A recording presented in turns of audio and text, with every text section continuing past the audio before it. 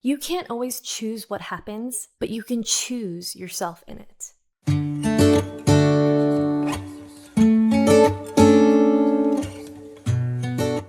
Welcome to the Trust Yourself Anyway podcast. My name is Olivia Lee. I am your podcast host, and I'm so happy that you are here. This is the podcast for those who are looking for feminism and inner work and where they intersect. And this is for the woman who has done the hard work, who has survived the hard thing, but still does not trust herself. If a woman can trust herself, she will then lead. And when women lead, everything changes. So this is the safe space for you to grow. So welcome. This is a continuation of the last episode where we were talking about coming home to yourself when you are navigating changes in life, a breakup or a separation or a loss, things that are out of your control. So today, we are going to be talking about that reframe of when things are out of your control, but yet you can choose yourself in it. As I said in the last episode, I currently am in it with you. I'm currently navigating a breakup, having space with this person. Through that, there is a shift when you are given this space that feels like it's not a blessing. In this space, you come home to yourself. And there comes a point where you then shift from waiting and wondering and hoping if the circumstances are going to change to then shifting to, I choose this. I choose this. I want this. What I mean by that is when you have this time to think about it, you get to think about, was this person aligned with me? Was I receiving the behavior and the treatment that I wanted? What are my values in life? Did that person align with it? So this is where the reframe comes in so that you get the power back of, I'm the main character of my life. I'm not the side character of someone else's life. And I get to choose how I live my life. I get to bring back the power to me. And so this is where we shift from victim mindset, disempowerment to empowerment. And I want to create this distinction that when it comes to trauma, I'm trying not to bypass it and say it's toxic positivity. This is not what it is. If it is trauma, when you experience trauma, you are the victim. And that is important to consider. But there's a difference between being a victim and experiencing victim mindset and holding that and living with that. So from the place of victim, you can transform that and empower yourself in getting out of that, because that was something that had happened in the past, and now you can shift forward to create a new reality in the present and future.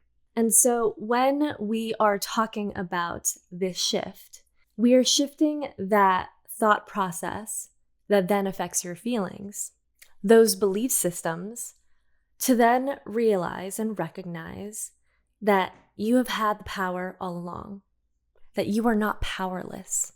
This is where it comes into feminist psychology, where women are often taught to adapt, to endure, to be flexible for others, instead of really thinking about their agency, and our sovereignty. And this here, the choosing yourself, choosing how you live your life, choosing, will I allow this behavior? Will I allow this person to bulldoze my boundaries, my standards, my expectations? You have the power to choose who you have in your life, to choose how you live your life. Now, there are socioeconomic barriers that we have to consider as well. But when we are able to shift our belief and what's possible for us, then it shifts our thoughts, then it shifts our feelings. And that's when you'll start seeing change in your life. And that's where feminist psychology comes into play. So really recognizing that with the patriarchy, this is part of unlearning the patriarchy. Women have been conditioned to endure, to adapt, to be flexible for others, to not be the main character. And instead, it's about coming back to your agency and your sovereignty. So diving a little bit deeper into this, when we are thinking about situations that are out of our control, are external, we have to be very conscious of our conditioning, our patterns, our behaviors that can stem from childhood, can stem from conditionings of label of whether it's being a woman or being a woman of color, or all the labels that you've experienced throughout life have conditioned you into a certain way. And when we become conscious of that, that is when we find freedom. Because with that self-awareness, we can then make the choice to actually change those beliefs and change those thoughts and those feelings. It's a ripple effect, and thus changing our lives. When we think about these circumstances that are external that we can't control, whether it's someone breaking up with you or you lose a job, whatever it may be, you have the conscious choice to respond instead of react. That is something I always come back to and tell others, is to respond over react. Now, we are human and there are going to be times where we react. I have been there. I have definitely been there in the last month or so, going through a breakup.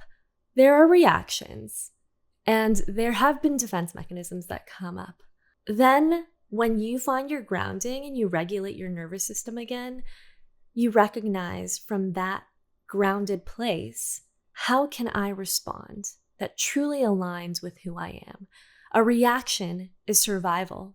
A reaction stems from one of your, as we talked in the last episode, inner parts, younger versions of you who were in survival, who had defense mechanisms. So when we are able to recognize this, we can get ourselves out of this loop that women often find themselves in when it comes to being conditioned to manage everyone's emotions and feelings before ourselves. Focus and prioritize back on yourself and what are those emotions you're feeling? What are those patterns? What are those defense mechanisms? What are those conditionings?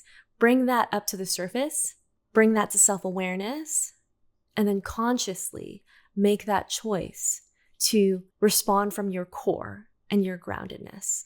And that is where you find your agency and your sovereignty. And this is actually advice for anyone, not just women, is that if you can really navigate, and I don't want to call it control because that feels restrictive and emotions need to be felt through, but when you are able to work with your emotions, not fear them, not shame yourself for feeling negative emotions, but allow yourself to move through it, that is where you're going to find freedom. I'm going to expand a little bit more. If we're thinking about politics, if we're thinking about the government, if we're thinking about news, we see negative news all the time. There's propaganda with all of that, and social media as well. If you are unable and haven't built the skills yet to work with your emotions, you are then easily manipulated. This is part of learning to practice reaction versus response and choosing response. And there are so many things in the world that we can't control. We can't control the war that's happening. We can't control, what we are seeing on social media. The algorithm will, if you continuously doom scroll, they have psychology tapped into that to get you addicted. And each one is going to be different, and you aren't able to process your emotions. When you think about your personal life, if you're going through a breakup, if you are seeing your neighbors who are unsafe from what's happening right now in the world, if you are navigating a loss, if you're navigating grief, it's so human. There's so much going on in this world. But if you can come back to your core and yourself and respond from a grounded place and continuously choose yourself, gather your agency, gather your sovereignty, then you can truly align with your purpose and become the leaders that we need in this world. So this is part of the journey. We've been talking about the personal life.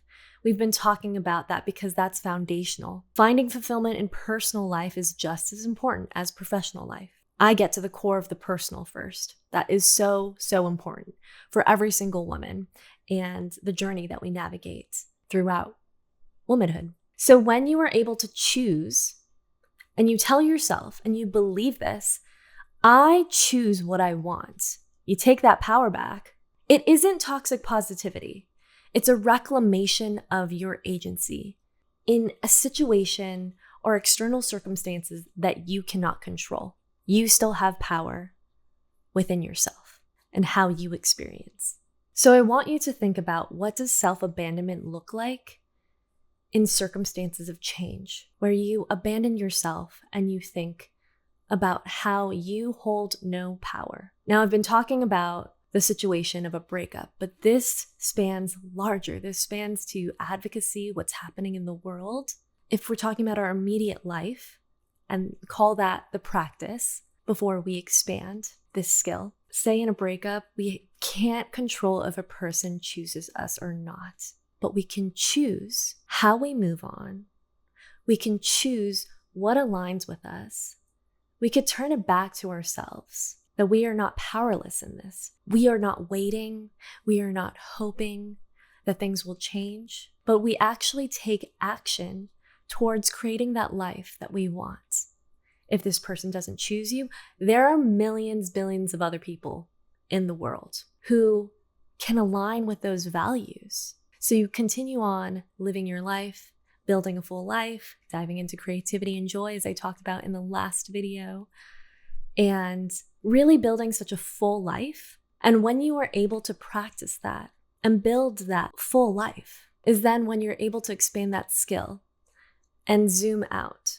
Because I think this is really important when it comes to leadership. And we need more women leaders in the world, and we need to prep because the world needs this, is when we see the news and when we see it on social media and we see all that is going wrong, when we have filled our cup and we have our agency, we have our sovereignty, we know how to move through our emotions. This is why women as leaders is such a powerful thing. We need more women because we're more in tune with our emotions. We can navigate and lead with compassion, and we can take action from that place as well. Use your personal life experiences as the practice training ground before you expand to larger roles, whether it is becoming a mother or an entrepreneur or the leader of nations. It all starts with your personal life. Now, to close this off, I want you to reflect this week. In this season of change that you are navigating, what is something that you are enduring instead of choosing? I want you to think about that. What are you enduring versus choosing? Because when you're able to bring awareness to that and understand the conditioning that women have had to endure, adapt, be flexible for others, tolerate, as they say, the world does not give you what you want. They give you what you tolerate.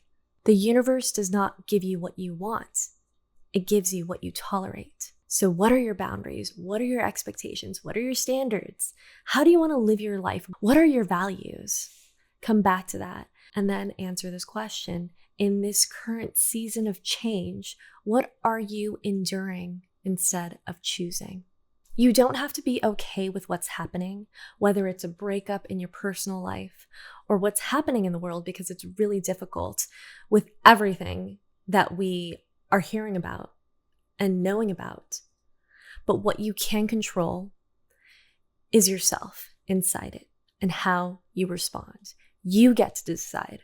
You get to choose. So that takes you from a disempowered place to an empowered place. Share this with a woman or a friend that you think would really resonate with hearing about this. And if you have any questions of your own and need support with anything, you could submit it in the podcast questions link that we have below. So thank you for being here, and I will see you in the next episode.